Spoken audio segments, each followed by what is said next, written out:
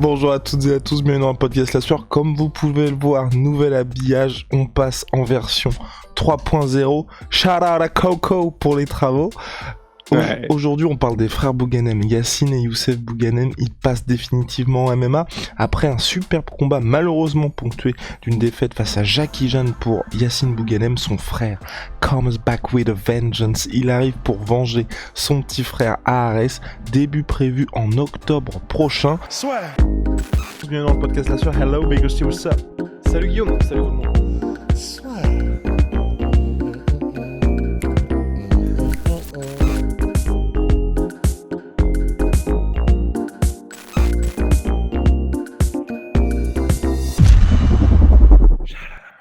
Youssef Bouganem a annoncé sa signature à Ares Fighting Championship. Après son petit frère, c'est donc lui qui se lance vers le MMA. Tout semble aller vers une signature également de Sami Sana, mais ça c'est une autre histoire. Là on parle de Youssef Bouganem. Ross, qu'en penses-tu? Déjà, de toute façon on avait déjà débriefé le combat Yacine Bouganem contre Jackie Jeanne, mais sur le papier, c'est intéressant. De toute façon, quelle que soit la manière dont on retourne le Rubik's Cube, avoir Youssef Bouganem quelque part, et que, en gros, qu'il y ait des arts martiaux, des sports de combat et du full contact inclus dans l'équation, quoi qu'il arrive, c'est une bénédiction. En gros, Youssef Bouganem, pour ceux qui peut-être ne le connaissent pas, peut-être soit ils connaissent que Yacine ou qui ne le connaissent peut-être pas, bon, je pense que tout le monde le connaît en vrai, mais on ne sait jamais. C'est une légende du Muay Thai, mais vraiment une légende. Déjà, premièrement, en gros, il y a 3 stades en Thaïlande qui sont des stades, les stades de référence. Enfin, vraiment, c'est là-bas que tu trouves les mecs les meilleurs du monde en Muay Thai. Et je dis du monde parce que c'est les meilleurs de Thaïlande, donc c'est les meilleurs du monde. Et il a été champion dans ces 3 stades-là, que ce soit le Raja, le Lumpini, le Homnoy. Il a été champion WC Muay Thai, il a affronté tout le monde. En gros, il est connu parce que quand il vient pour faire mal. Il est connu pour son style extrêmement agressif, sa volonté de mettre KO et de faire mal, de nuire. Mais quelqu'un, en gros, en fait, c'est pour ça que juste avant qu'on commence le podcast, on parlait avec Guillaume, et vraiment, je ne sais pas si tu partages ça, mais ça me rappelle tellement les frères Diaz, en fait, par leur histoire, parce qu'en gros, donc Youssef, c'est le grand frère de Yacine, et lorsqu'il y a eu la tragédie qui a fait qu'ils se sont retrouvés sans tuteur au début de leur vie, c'est Youssef qui était le grand frère. Ils avaient une petite sœur et Yacine, et c'est lui qui a dû tout gérer. C'est lui qui a, enfin, c'est vraiment, tu vois, c'est celui qui a pris tout ce petit monde sous son aile.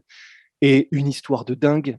Quand il parle, Youssef, ça pue l'authenticité. Ça, mais oh là là, c'est comme les frères Diaz. C'est un régal parce que il y a pas de langue de bois. Parce que ce que tu vois, ils essaient pas de jouer un jeu, ils essaient pas de faire croire quoi que ce soit. Ils sont eux-mêmes à 1000%. C'est les interviews de Youssef. Enfin, c'est aussi fascinant que les interviews des frères Diaz, dans le sens où il va pas mettre du coton autour de ce qu'il dit. Tu vois, ce qu'il a à dire, il le dit. C'est vraiment ça. C'est rare en fait, ce genre de personne et ce genre de combattant. Et c'est pour ça que, quoi qu'il arrive, je suis tellement heureux du coup qu'il soit à Ares, parce que ça veut dire déjà qu'on va le voir combattre en MMA, ce qui est déjà très intéressant effectivement, et parce qu'on va le voir combattre tout simplement en vrai, tu vois. Et c'est con, mais j'ai jamais eu la chance de le voir combattre en vrai, et en vrai, je suis refait de ouf, quoi.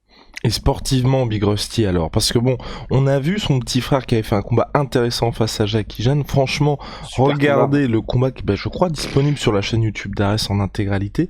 Si vous y allez, enfin, voilà, vous allez voir la violence, la pression de fou qui a été imposée à Jackie Jeanne. Il y a peut-être eu une difficulté dans la gestion de l'effort du côté de Yacine Bouganem. Mais très bien joué de la part de Jackie Jeanne. Hein, exactement. parce que le combat est extraordinaire. Complètement, très bien joué de la part de Jackie Jeanne qui a su traverser la tempête. Ouais. Avec Youssef Bouganem, je sais pas si on aura ce même souci-là, peut-être pas, mais est-ce que tu te dis, sportivement là, c'est le bon moment pour lui d'aller en MMA? Et est-ce que il y aura ce combat-là à RS qui est quand même une belle organisation, mais est-ce qu'on peut déjà se dire pourquoi pas l'UFC, pourquoi pas autre chose après? Ou toi tu te dis c'est peut-être la bonne manière pour lui de, on va dire, de clore sa glorieuse carrière. En tout cas, c'est ce qu'il essaie, enfin quand on peut lire son post Instagram où il annonce sa transition MMA, il semble que ce soit en mode pour boucler la boucle, je signe à Ares. Ben, en fait, le truc, c'est que il a 32 ans, Youssef, mais enfin, il a tellement, tellement charbonné, tellement vécu, tellement encaissé de blessures, tellement encaissé physiquement que tu sais, c'est pas le même 32 ans que Cyril, par exemple, tu vois, qui a commencé beaucoup plus tard, qui a préservé son corps beaucoup plus. Youssef, quand tu l'entends parler de ses combats contre Boako, où il s'était pété l'épaule en je sais pas combien d'endroits, que bah, du coup, à genre 25 piges, il avait des épaules qui avaient en gros de l'arthrose comme s'il avait 70 piges. Enfin, c'est pas le même. Ce sont pas les mêmes, comment dire, la même usure. C'est pas la même usure du corps que quelqu'un de normal, qu'un athlète normal. Donc en fait, je pense que même s'il est encore très jeune, 32 ans, c'est encore très jeune pour un athlète, malgré tout, effectivement, je pense qu'il y a cette accumulation qui fait qu'il se voit déjà beaucoup plus proche de la fin. Mais du coup, effectivement, je trouve que c'est parfait. Parce que, bah, premièrement, il a pu rien, mais rien à prouver au Muay Thai, hein. Il a tout gagné, il a tout fait, il a combattu tout le monde. Donc, dans le Muay Thai, enfin, il continue parce que c'est son amour, tu vois. Mais du coup, je trouve que c'est vraiment cool de le voir en MMA parce que ça fait un nouveau challenge. Alors, d'après ce que j'ai compris, il combattra en octobre.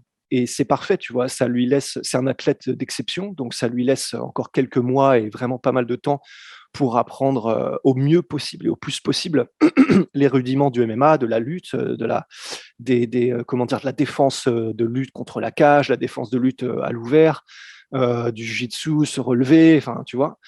Et je suis très curieux parce que de toute façon, il apprend extrêmement vite. C'est un athlète de haut niveau. C'est des sports de combat, tu vois. C'est pas comme s'il transitionnait au baseball. Donc, il va y avoir des vases communicants. Et ben ouais, je pense que en plus, T'aurais comme c'est préféré, la fin de sa carrière, t'aurais préféré voir sa transition vers le baseball?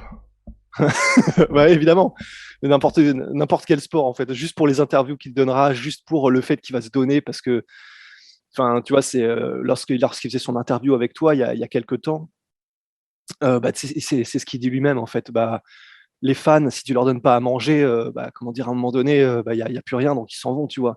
Donc il est tellement lucide par rapport au fait que bah, lui, il adore avoir ce style ultra agressif et tout, mais il sait aussi que c'est ce qui plaît aux fans, il sait aussi que bah, là, c'est ce qui réchauffe les fans, etc. Donc, quoi qu'il arrive et quel que soit le sport de contact qu'il choisit, ben, de toute façon, ce sera intéressant. Et en plus, il vient du Muay Thai, donc enfin, il y a même en termes de sweep, en termes de timing pour les projections, etc., en termes de rentrée en clinch, enfin, tu vois, il y a quand même énormément c'est ça, de vases communicants. Donc, non, je suis vraiment très, très, très curieux.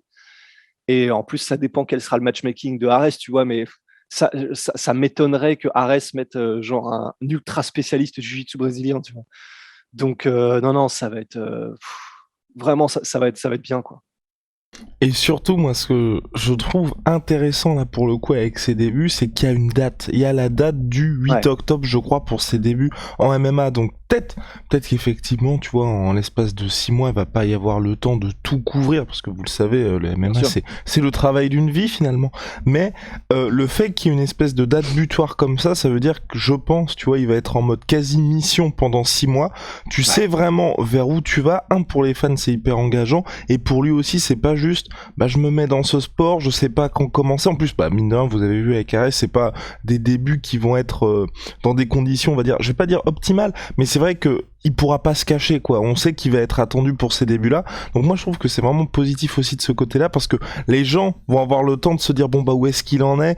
On se rapproche du combat, quand on va y avoir l'annonce de l'adversaire, on va être ah ouais d'accord, il va se passer ça. Donc pour le coup, je pense que c'est bien. Et puis aussi si ça se passe bien, ça peut être une très très bonne, on va dire, je pense pour une fin de carrière, tu vois, ça peut être, il peut faire le show un petit peu à Arès et puis ensuite mériter une retraite dorée qu'on lui souhaite bien évidemment. Mais je pense qu'on a fait le tour sur notre cher Youssef Bouganem. ouais, ouais, ouais. Non, une réflexion qui peut-être, comment dire, ça vient comme ça prend 2 secondes, mais par exemple, enfin, tu vois, pour des gars qui font entre guillemets, des démonstrations de ce que le Muay Thai peut vraiment, la manière dont il peut être utilisé en MMA. Bah, au-delà évidemment de Leon Edwards et de sa manière de magnifiquement gérer les clinches et tout simplement d'utiliser son Muay Thai en MMA et on a vu que ça amenait au plus haut niveau quand c'est effectivement bien incorporé avec le MMA en général. Mais même au niveau des sweeps, tu vois, quand tu vois genre Petrian, personne va aller en clinch avec Petrian, tu vois. Parce que au-delà du fait que tu sais qu'il est très bon partout, même au sol, très complet, etc. Ben, il va pas falloir beaucoup de temps quand tu arrives en clinch avant qu'il te sweep, mais jusqu'en enfer, il te fait tomber sur ta nuque et juste ensuite il te met un petit coup de genou illégal.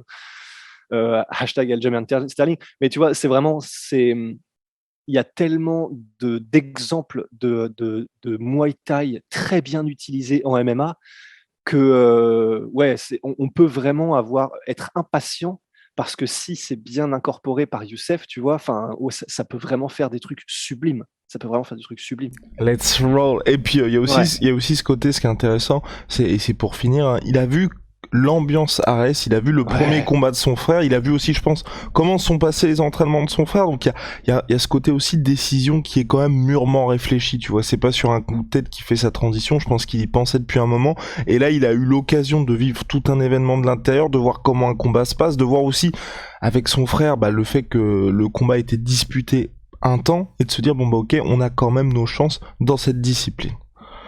Ouais. Big Rusty. Et on vous conseille d'ailleurs pour ce fameux combat de Yacine où Youssef était dans le corner à Arès, le documentaire d'ailleurs, qui a été réalisé par Corentin sur justement la soirée de combat de Yacine et Youssef.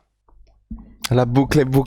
Allez. En tout cas, merci à tous pour votre soutien, for the support. Si vous nous écoutez sur toutes les plateformes audio, vous le savez, on est sur Apple Podcast, Google Podcast, Spotify et j'en passe. N'hésitez pas à nous mettre les 5 étoiles sur Spotify ou sur Google, ou sur Apple Podcast, pardon. Ça nous aide énormément en termes de visibilité. Puis sur YouTube, vous le savez, un petit pouce bleu, un petit abonnement là aussi, ça nous aide pas mal. You already know, my sweet protein, my sweet pea. Moins 38% sur tout my protein avec le code la sueur. Regardez le Venom. Oh là là là là là là. Venom, sponsor de l'UFC et sponsor de la sueur. Et j'espère que vous avez apprécié notre nouveau générique. Voilà, n'hésitez pas à nous le dire en commentaire.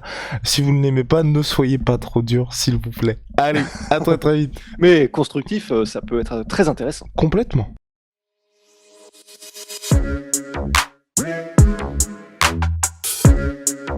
Yeah.